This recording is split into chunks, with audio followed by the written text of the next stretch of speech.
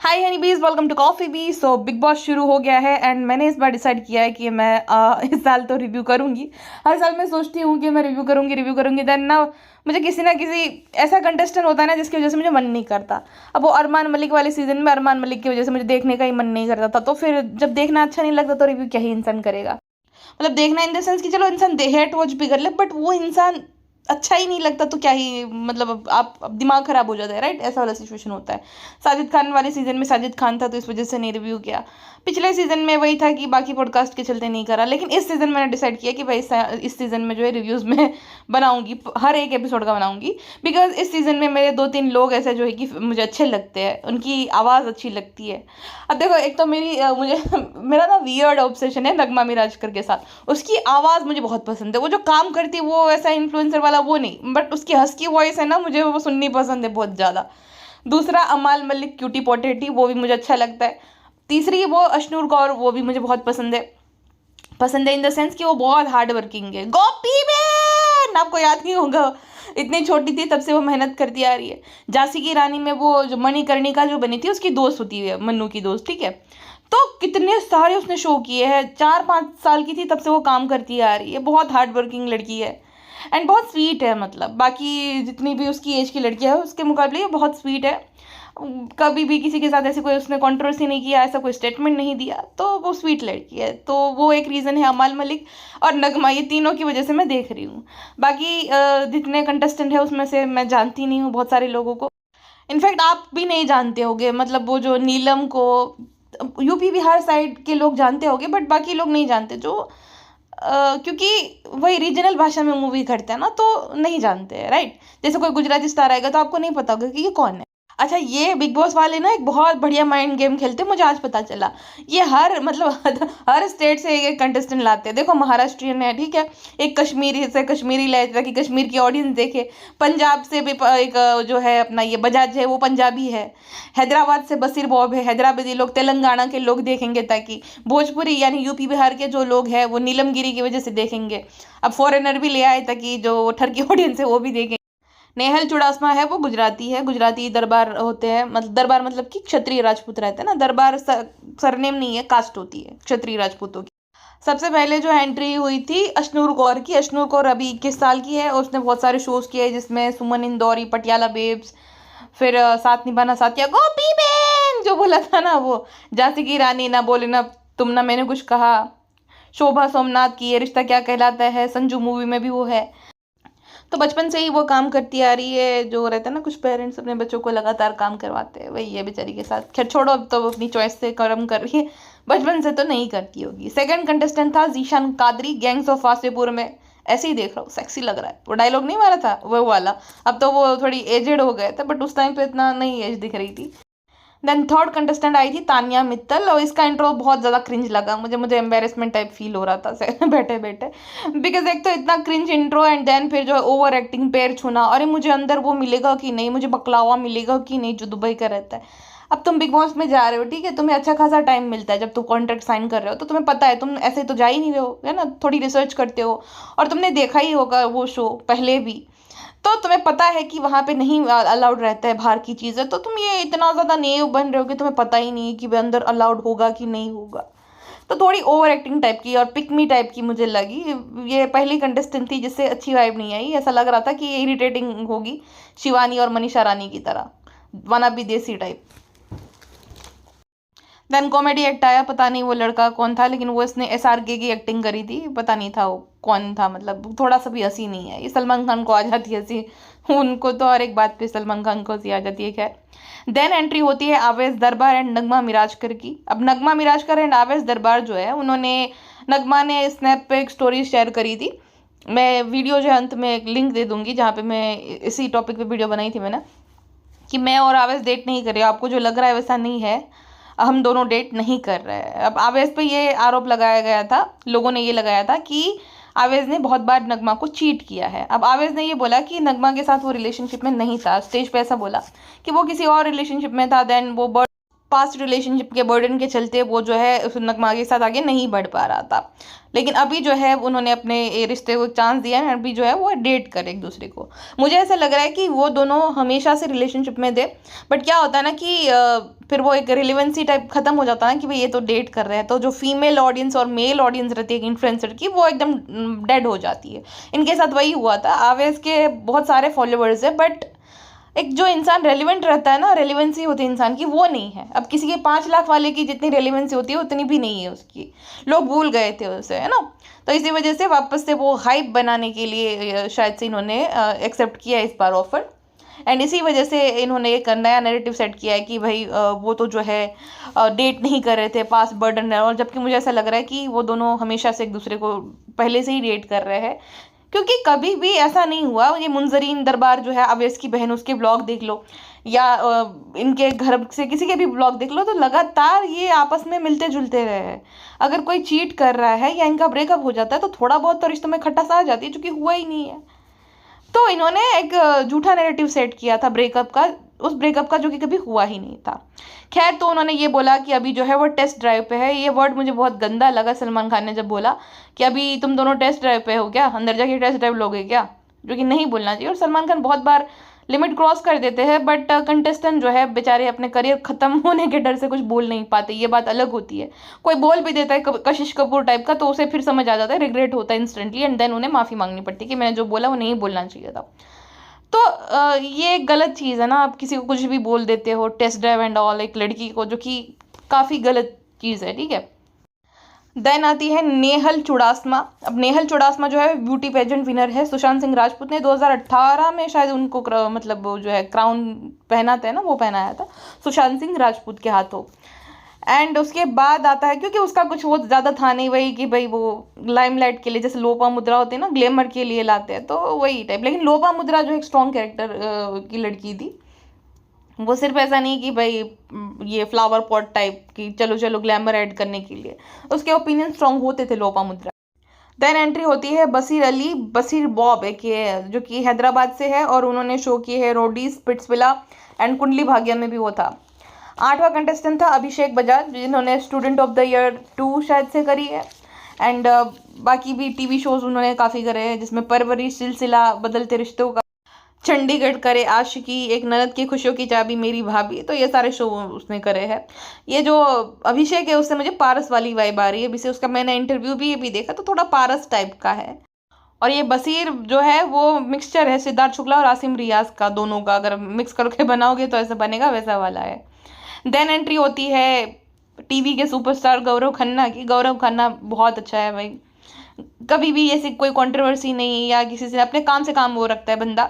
Master chef celebrity था, उसमें भी देखा था हमने कि भाई वो बहुत अच्छा बंदा है, बहुत अच्छा एक्टर है। नो ड्रामा नो नॉनसेंस वाला जो रहता है ना इंसान, उस टाइप का है। और उसके तो भाई मैं शो गिनाऊंगी तो गिनाते गिनाते थक जाऊंगी। उसने यामी गौतम के साथ एक शो करा था, थोड़ा है बस थोड़ी की ज़रूरत है, ऐसा था। उस शो के बाद उसे अच्छी खासी पॉपुलैरिटी मिली थी, और यामी को तो फिर मूवी में काम मिलना शुरू हो गया था। और अभी हाल फिलहाल में उसने sorry sorry sorry sorry Anupama के बॉयफ्रेंड, मतलब बचपन के प्यार का रोल किया था, देन दोनों की शादी हो जाती है, सेकंड हस्बैंड बनाता है वो। मास्टर शेफ सेलिब्रिटी का तो उन्होंने टाइटल जीता था। बहुत सारे उन्होंने शो करे हैं, जिसको मैंने बोला ना कि बहुत सारे हैं कि भाई गिनाते गिनाते मैं थक जाऊंगी। और बहुत अच्छा है, स्वीट बंदा है, ग्रीन फ्लैग टाइप का, कलर ब्लाइंड है, लेकिन वो कलर ब्लाइंडनेस है उसके अंदर। और बहुत बार मैंने सुना है, उसका इंटरव्यू में भी सुना है, ऐसा नहीं कि वो नाटंकी कर रहा था, वो है उसे कलर ब्लाइंडनेस। गौरव का नाम मैं मेंशन करना भूल गई थी, जो किया था ना कि 3-4 लोगों को, तो गौरव भी उसमें से एक है। गौरव भी अच्छा है, मुझे अच्छा लगता है, मतलब उसके एक्टर भी अच्छा है और इंसान भी अच्छा है वो। बाकी तो देखो बिग बॉस में होता है थोड़ा बहुत ना, गुस्सा आता है हर किसी का, ह्यूमन इमोशंस रहते हैं, ऐसी सिचुएशन बन जाती है तो इंसान को गुस्सा आता है, इंसान बोल देता है। हम भी बोल देते हैं बहुत सारी चीज़ें जिसका कोई अर्थ नहीं रहता है, तो ऐसा हो जाता है। तो भाई ठीक है, थोड़ा बहुत अगर बोल देगा तो बोल देगा, बट है बड़ा अच्छा इंसान वो। देन 10th कंटेस्टेंट है नटालिया, पता नहीं उसका सरनेम नहीं प्रोनाउंस हो रहा है हमसे, अगर वो हमारा नहीं प्रोनाउंस करते तो हम भी तो नहीं कर पाते ना वो तो उसने सबसे अच्छा डांस किया था, मतलब उसने परफॉर्मेंस बहुत बढ़िया था, उसके कुछ कुछ स्टेप थोड़े अजीब से थे, बट अच्छा डांस उसने करा था। वही फिर सलमान खान के साथ वो हिंदी सिखाना एंड ऑल, गौरव खन्ना और वो दोनों एक साथ घर में गए थे। 11वें नंबर पर जो है आता है प्रणीत मोरे, वो जो कि स्टैंड अप कॉमेडियन है। ज़्यादा कुछ उनके बारे में बोलूँगी नहीं, बट हाँ वो बिग बॉस मटेरियल है प्रॉपर वो। 12वें नंबर पे आती है फरहाना बट। अब ये जो है ना, ये मैं गारंटी के साथ बोल सकती हूँ कि पहले ही हफ्ते में एलिमिनेट हो जाएगी। देन आती है नीलम गिरी। बिकॉज क्या होता है कि देखो जिसकी कोई पर्सनालिटी नहीं है, अब जो इरिटेटिंग होता है ना वो भी टिक जाता है, क्योंकि कहीं ना कहीं ऑडियंस को इरिटेट भी जानबूझ के करना रहता है कि भाई कोई कांटे की तरह चुभे। अब ये सब क्यों, शिवानी वगैरह क्यों टिक जाते थे, और बहुत सारे ऐसे इरिटेटिंग लोग, प्रियंका जग्गा जो थी वो इतनी प्रॉब्लमेटिक थी, इतनी इरिटेटिंग थी, तो भी शो में रखा गया था तड़के के लिए। तो इरिटेटिंग लोग तो टिक जाते हैं, लेकिन जो सीधे रहते एकदम भोले भाले से, जो शो में कोई कंट्रीब्यूशन नहीं प्रोवाइड करते, तो वो ऐसे लोग एलिमिनेट हो जाते हैं। तो मुझे ऐसी फरहान ऐसी लग रही है कि पहले हफ्ते में उसका पत्ता कट जाएगा। देन नीलम गिरी आती है, भोजपुरी मूवी की एक्ट्रेस है, और जो वहाँ के स्टार है पवन सिंह, उन्होंने उनका इंट्रो करवाया था कि हमारे यहाँ से आ रही है यूपी बिहार से एक हीरोइन, ठीक है। उसके बाद आती है कुनिका शिवानंद, मोमो डार्लिंग की जो तितली थी ना हम साथ साथ हैं की, वो कुनिका शिवानंद। उन्होंने बहुत सारी मूवी की है, लेकिन मैंने वो वाली मूवी देखी है क्योंकि घर पे देखते हैं ना हम साथ साथ है बार बार। तो वो 3 तितलियों में से एक तितली मोमो डार्लिंग की जो थी ना वो आई है, ठीक है। उनका सलमान खान के साथ अच्छा मतलब बन रहा था स्टेज पे सबसे ज़्यादा।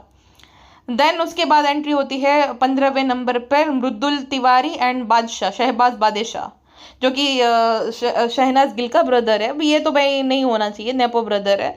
अब चाहे मृदुल का कंटेंट आपको अच्छा लगे ना लगे, उसने अपने दम पे बनाई है अपनी पहचान, और वो नेपो ब्रदर है। उसके 1 मिलियन फॉलोवर कैसे है ऑलमोस्ट, ये मुझे समझ नहीं आ रहा, जबकि सिर्फ वही है शहनाज का भाई, और क्या ही उसने करा है। तो उन दोनों में से ऐसा था कि ऑडियंस को चुनना था कि जिसे ज़्यादा वोट मिलेंगे उसे जो है शो में लिया जाएगा। तो ऑब्वियस सी बात थी कि मृदुल के जो है 1 करोड़ से ज़्यादा सब्सक्राइबर है यूट्यूब पर, इंस्टाग्राम पर भी ज़्यादा फॉलोअर, एलविश एंड ऑल बड़े बड़े जो है यूट्यूबर्स ने उसके लिए वोट अपील करी थी, तो वही जीता, और वो जो है उसको बिग बॉस में एंट्री मिल गई है। मुझे ऐसा लग रहा है कहीं ना कहीं कि ये ना इसको एज अ वाइल्ड कार्ड बुलाएंगे शहबाज बादशाह को, ऐसा लग रहा है, बिकॉज वो एंटरटेनमेंट प्रोवाइड करेगा शायद से शो में। देन लास्ट कंटेस्टेंट जिसके बारे में सलमान खान ने बोला था कि मुझे भी यकीन नहीं हो रहा है, मुझे भी विश्वास नहीं हुआ कि ये कैसे आ गया, अमाल मलिक। अमाल मलिक म्यूजिक कंपोजर है, अरमान मलिक के बड़े भाई, और जितने गाने अरमान गाते हैं उसे अमाल ही कंपोज करता है। कौन तुझे यूं प्यार करेगा, पर बस इतना है तुमसे कहना, अगर आपने सुना है तो मुझे बहुत पसंद है वो गाना। इसमें अभिनव है इस वजह से भी, और ये अमाल ने गाया है इस वजह से भी। फिर वो चले आना जो कि अरमान मलिक ने गाया और अमाल ने कंपोज किया है।